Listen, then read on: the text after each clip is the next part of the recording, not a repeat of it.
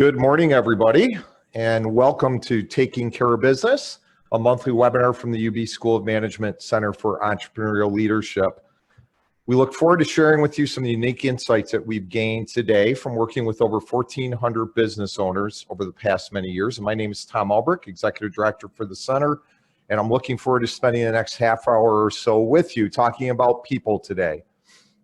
Again, as we usually do, I want to make sure that we thank our sponsors, the Bonadeo Group and Uniland, for their generous support to the center that helps us bring these webinars to you.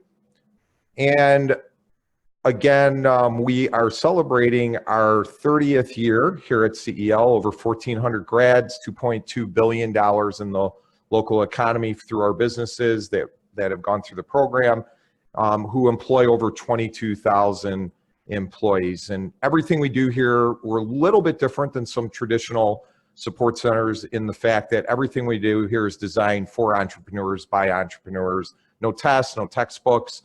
It's your business, your challenges. These become the work you do here in your own personal case studies. And I can't help but put this up here for those of you that are on here that are from the West New York, Buffalo area. Yes, that is the sunshine. It has decided to visit us the last couple days, so thankfully spring is here and we are certainly enjoying that.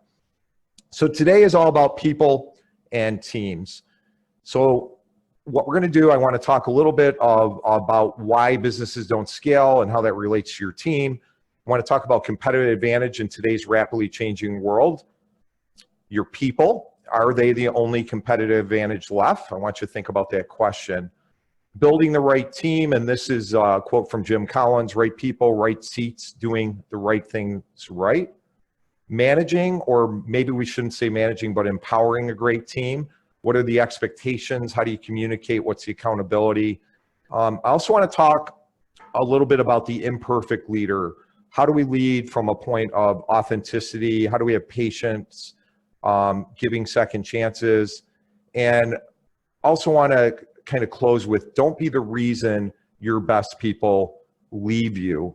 And also along the way, we'll talk about the ultimate interview and building a virtual bench.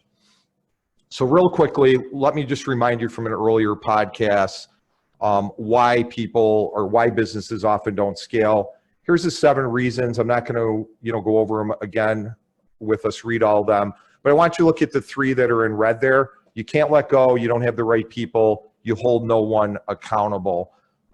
One of the entrepreneurial myths that exist is that individuals form companies.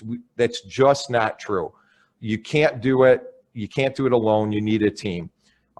If you start going through a list of companies we're all familiar with, you'll quickly see that no one was doing it alone. If you look at Apple, you have Wozniak and Jobs. If you look at Google, you've got Larry Page, Sergey Brin. If you look at Microsoft, you have Bill Gates, Paul Allen. And we could go through a whole list of companies, and almost every company in the top 500 companies in the country were formed by teams, not individuals. So just think about that. Everything we're going to talk about relates to building a great team. But before we even start, we need to start asking ourselves this question: what constitutes competitive advantage? So the textbook answer might include quoting Michael Porter or having a long discussion about strategy. But if we start there, we might conclude that there are only a few ways to gain competitive advantage. And I'm certainly not going to disagree with the experts in that area. And we can start this list of potential strategic advantages, which kind of fall in a few buckets, in my opinion. There's cost leadership, there's innovation, there's customer intimacy. Yet any and every strategy becomes moot without the ability to execute it. So the reason I want to talk about people today is whatever your strategy, I might argue that the only real competitive advantage that you have lies in your people and your ability to build a great team. You can have great ideas. We can have really interesting products and services that people want, that people need, that people are ready to buy. But ultimately, it's your people that have to build, sell, support all of these activities. So it takes a great team committed to your purpose and your vision to be truly successful. And before we jump in, I always like to share what I find interesting information, so forgive me if you don't. I want to talk about the acceleration of information and how this is impacting what I'm going to say the inability to gain competitive advantages as we commoditize almost every area, every type of business because of this acceleration of information. I'm going to show you a few quick graphs. I won't spend a lot of time on it. If you're interested more, I'll give you the resources where you can go back and find out more information. Excuse me. I've talked about this before in earlier podcasts in slightly different ways, but one of the challenges we face today is this concept of how fast the flow of information is coming at us. So technology is rapidly increasing, and as we increase technology, we actually create even more technology and use tools from previous rounds of innovation and information to continually build on it. And with that, everything gets faster and faster, and we're being inundated as human beings with information. So we could say really 3 decades ago, no one even owned a computer. So think about that for a minute. The first personal computers arrived roughly about 40 years ago. But today, it seems that all of us are sitting there staring at a computer that we hold in our hands. So how does this acceleration of information work? I just want you to look at, this is information from the emergingfuture.com, and by all means go there and take a look at it. But it has some interesting graphs that speak to our perspective and technological advancement and how that works from our perception of that. So every 12 to 18 months, computers double their capabilities, and so do other information technologies. Moore's Law is, obviously you all know that's what that's called, and it's continuing to double over time. So this just shows you how advanced technology is going to be 5 years in the future.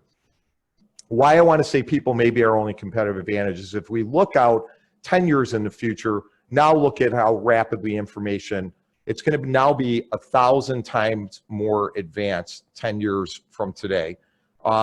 That is quite a big advance. So you can see the exponential growth. And if you look back at that curve, the first 5 years now appear very, very flat because of the looking out further how fast it's growing. If you look out 20 years, we're looking at being 1 million times more advanced.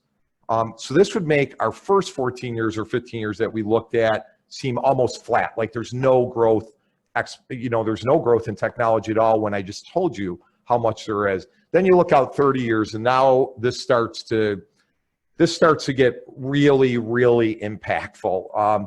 We're 1 billion times more advanced if we continue at this pace. So this means like bio, nano, robotics, computer technology, everything's gonna become so rapid, so advanced, that our limited understanding today doesn't even allow us to describe what that's going to look like.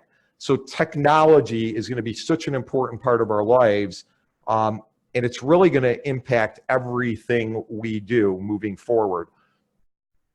So what I want you to think about, I could show you more and more information about technological advance, and some people will discuss this and say it's not going to happen, it is going to happen.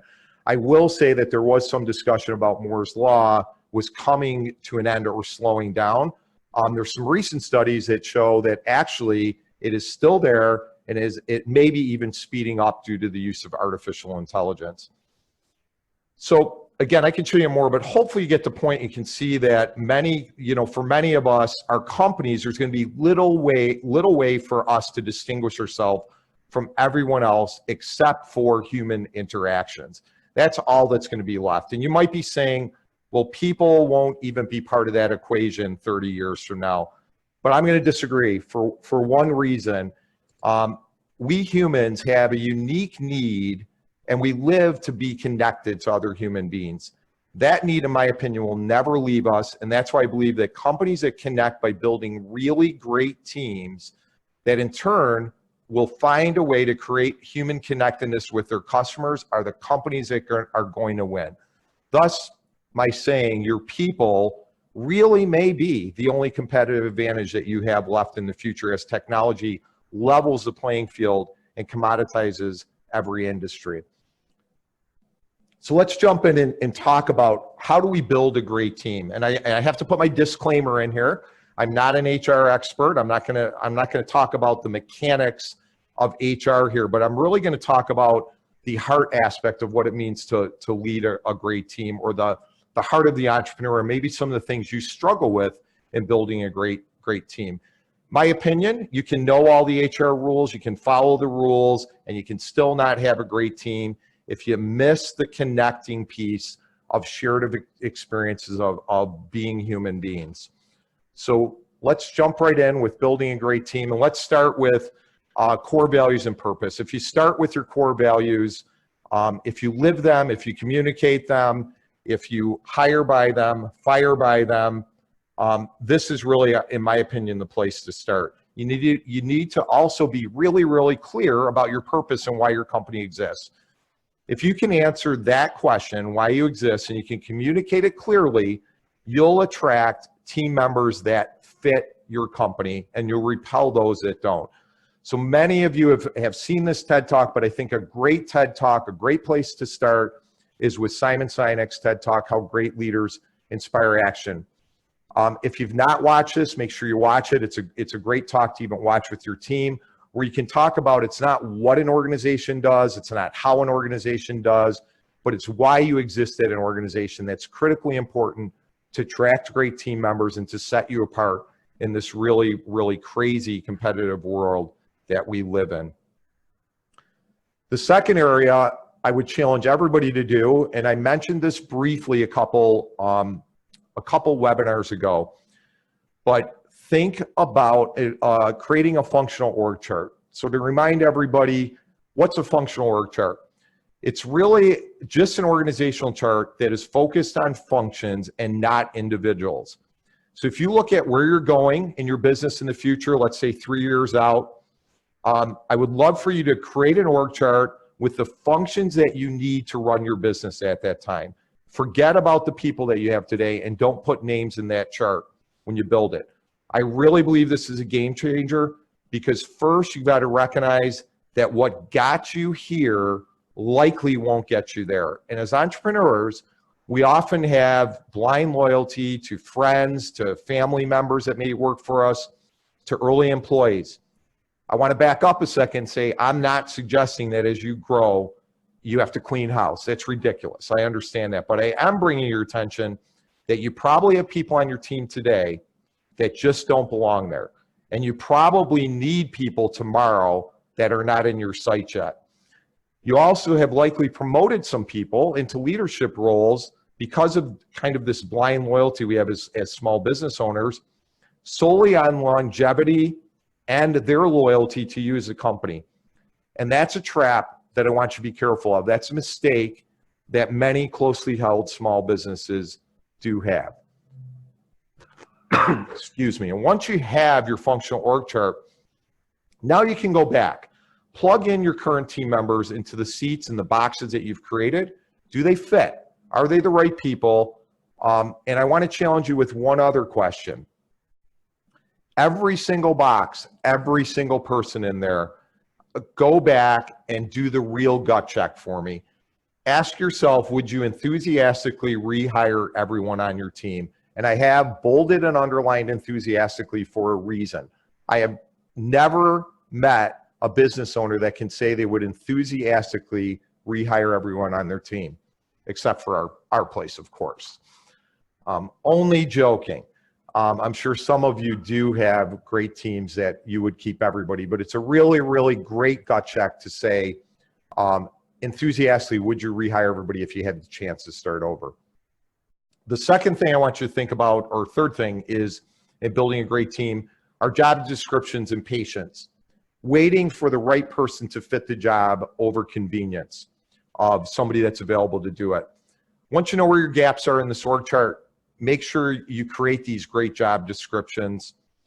Make them work with HR professionals to build great job descriptions, but make sure they're realistic. The more realistic you can be about the job, the good parts of the job, maybe the bad parts of the job, the better opportunity you're going to have to get the right person to fit the job. And you never want to plug a round peg in this square hole. It just doesn't work. I can give you an example of, I owned a retail garden center at one time, and I did work with a consultant for hiring. We had a lot of turnover, and when we would hire, I would come across a great person and try to fit them into the job. Well, this job, what required weekends all the time during the busy season, required you to work outside in all types of weather, sun, rain, you name it. And I was not thinking about making the perfect fit. I was thinking about, wow, this appears to be a really great person. I can squeeze them into the position.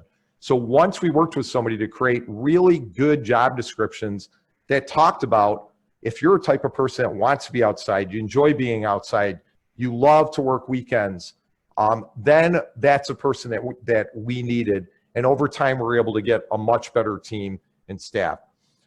You got to hire for culture and fit, and wait if you have to. And this is really hard for us as entrepreneurs and business owners. We have the need for somebody, and we think we've got somebody. They may not be perfect. We try to squeeze them in.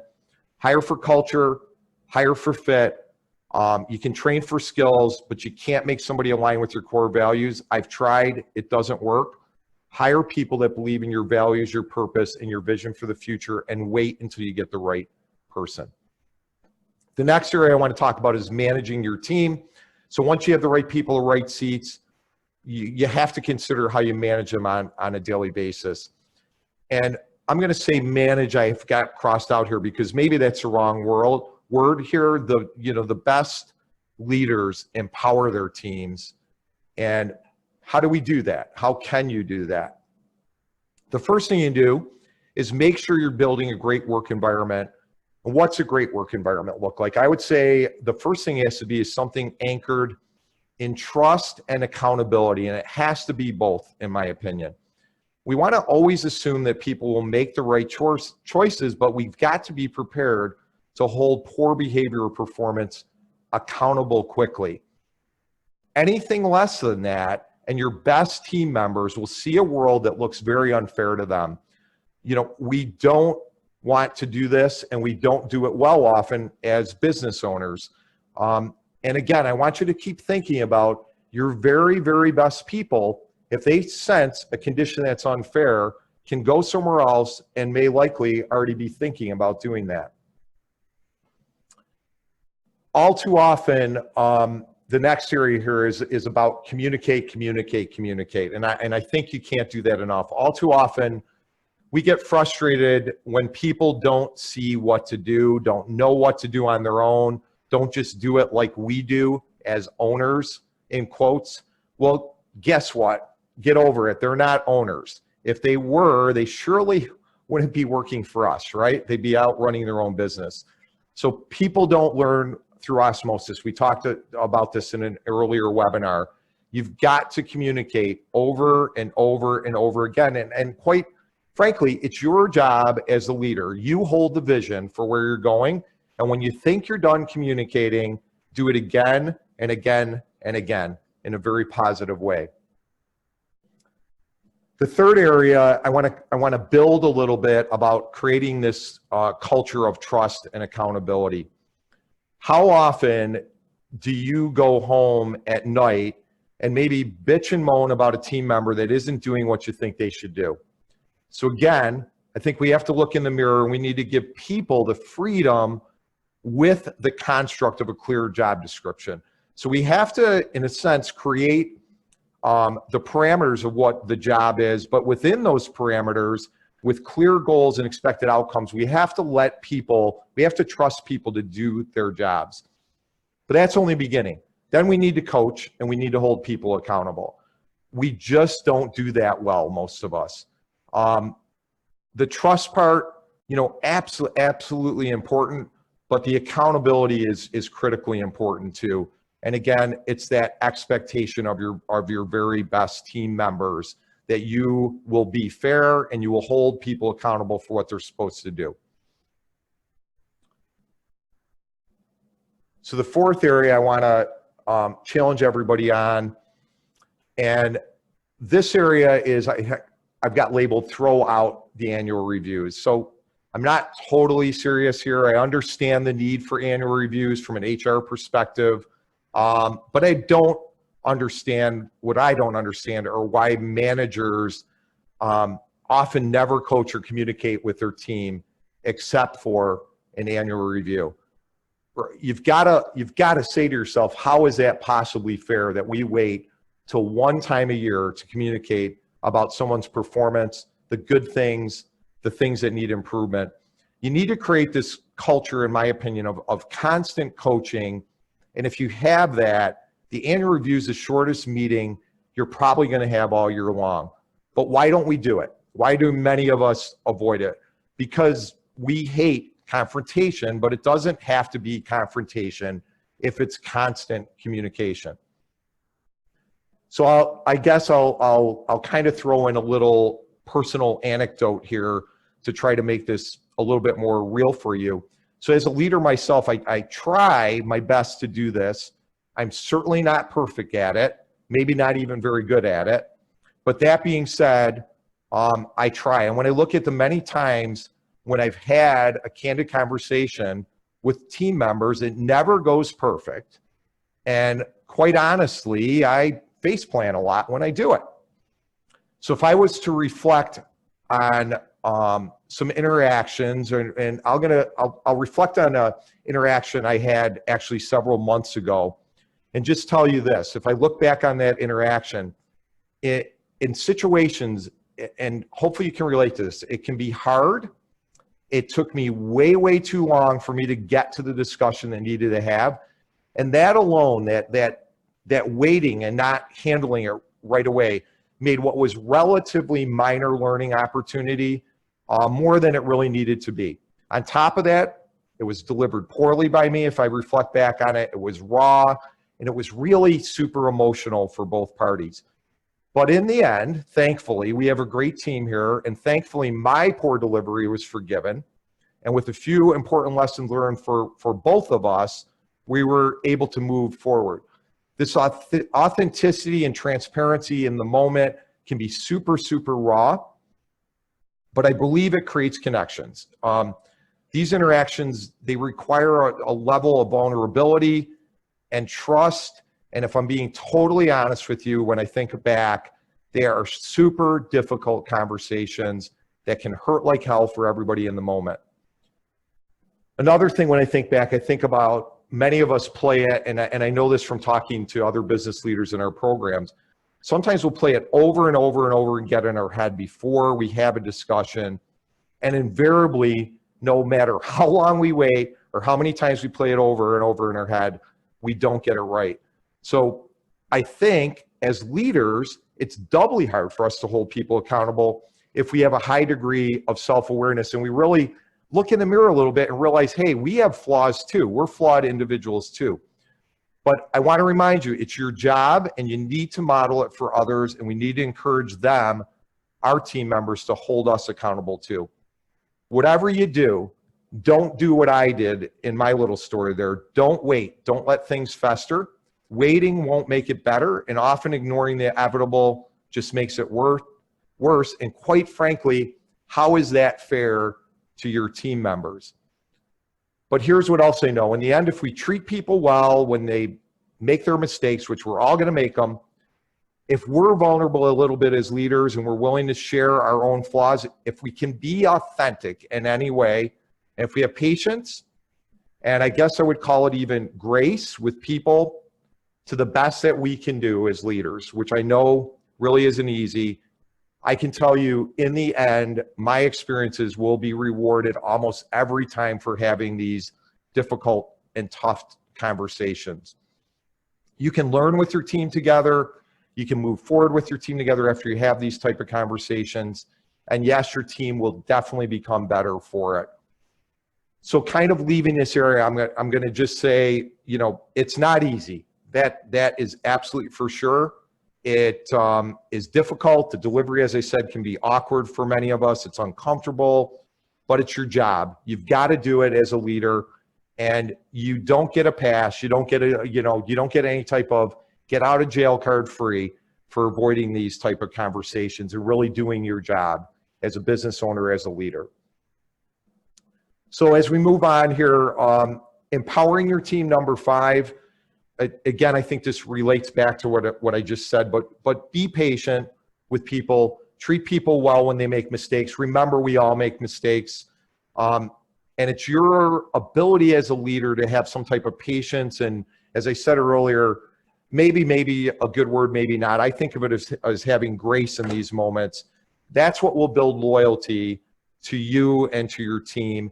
And I really think that's the type of things that are unmeasurable with the team moving forward. And again, refer to this quite a bit in maybe the last couple slides to you, but remember, we're all imperfect, and our imperfections, I think, are what are holding us from holding others accountable. You've got to find a way to get over that, and you at least got to get comfortable with being uncomfortable. I think that's the best I can tell you, is get comfortable with being uncomfortable, and that might be the best that you can do and the best that you can really hope for. And as we kind of move through here, just a couple other suggestions for you is think about building a virtual bench, looking around and saying, what people am I going to need in the future, or what other people do I have relationships with that I may be able to bring on my team when I have an opening. I would always be looking and always be thinking, and maybe even have a list of where are those next key players going to come. And another thing, I jokingly call this the ultimate interview. I think some of the best people that you can find are in your interactions in the world, especially in service businesses. If you have the type of business that requires a lot of customer interaction, I would kind of rely on the ultimate interview. And the ultimate interview to me is just when you're interacting with people, you identify, it only happens maybe 1 in 100 interactions, but that person I'm talking about, the cashier behind a counter, somebody that helps you in a store, a server in a restaurant that just has incredible skills to connect to people, that's attentive, takes care of you, is in the moment, is paying attention. That to me is the ultimate interview. If you need those type of people, why post for them? Go find, when you find somebody like that, make a connection with them, perhaps add them to your virtual bench, stay in touch with them. You never know when there's going to be an opportunity. You can always teach for skills, maybe not in every job, but in many jobs, especially entry-level jobs, we can teach the skills that are needed, but we can't teach culture and fit. And through the ultimate interview process, you may be able to find those people that fit your culture just by interacting with them. And as I bring things to a close this morning, I want you to think about this really hard about what we went through today. Don't be the reason, don't let you, the leader, be the reason that your best people leave. I started this by saying some of your best people may have their foot out the door or 1 foot out the door. Don't let you be the reason they have that 1 foot out the door. Go back through everything that we've talked about today and ask yourself these following questions and give yourself a little bit of a gut check with these questions. Do I know what the right seats are for my business? Do I have the right people in those seats? Are those people doing the right things? Would I enthusiastically rehire everyone on my team? Who am I missing?